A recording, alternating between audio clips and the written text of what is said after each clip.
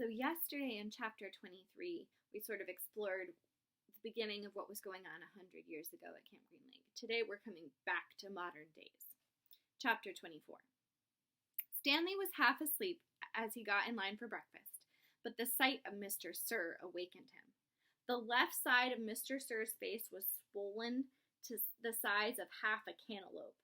There were 3 dark purple jagged lines running down his cheek where the warden had scratched him. The other boys in Stanley's tent had obviously seen Mr. Sir as well, but they had the good sense not to say anything. Stanley put a carton of juice and a plastic spoon on his tray. He kept his eyes down and hardly breathed as Mr. Sir ladled some oatmeal-like stuff into his bowl. He brought his tray to the table. Behind him, a boy from one of the other tents said, "Hey, what happened to your face?" There was a crash. Stanley turned to see Mr. Sir holding the boy's head against the oatmeal pot.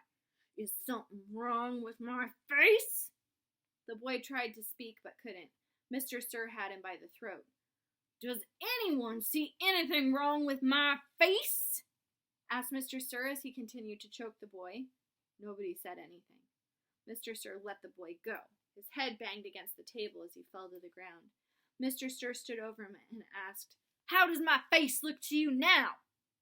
A gurgling sound came out of the boy's mouth. Then he managed to gasp the word, "Fine.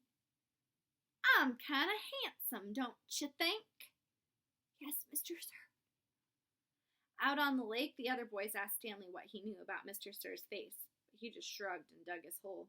If he didn't talk about it, then maybe it would go away. He worked as hard and fast as he could, not trying to pace himself. He just wanted to get off the lake and away from Mr. Sir as soon as possible. Besides, he knew he'd get a break. "Whenever you're ready, just let me know," Zero had said. The first time the water truck came, it was driven by Mr. Pendanski. The second time, Mr. Sir was driving. No one said anything except, "Thank you, Mr. Sir," as he filled each canteen. No one even dared to look at his grotesque face. As Stanley waited, he ran his tongue over the roof of his mouth and inside his cheeks. His mouth was as dry and as parched as the lake. The bright sun reflected off the side mirror of the truck, and Stanley had to shield his eyes with his hand. "Thank you, Mr. Sir," said Magnet as he took his canteen from him. "You thirsty caveman?" Mr. Sir asked. "Yes, Mr. Sir," Stanley said, handing his canteen to him. Mr. Sir opened the nozzle and the water flowed out of the tank, but it did not go into Stanley's canteen. Instead, he held the canteen right next to the stream of water.